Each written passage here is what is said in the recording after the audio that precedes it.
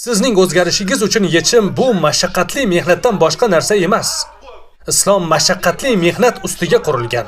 Bir zum ham o'ylamanki, Alloh taolo sahobalarni mashaqqat chekib, qiynalib yetgan darajalarga shunday yetkazib qo'ydimi? Siz bilan men bu qadar buzilgan va bu qadar uzoqlashgan holda oddiygina Facebookda 7 daqiqalik video ko'rib jannatga kirib olamiz deymiz. Bu bunda ishlamaydi.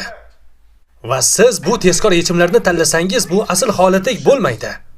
Misol keltiraman. Oldinlari shunday davrlar bo'lar edi. Kimdir semirib ketsa, ozishning yechimi juda oddiy edi. Bu haqida bahs ham qilinmasdi.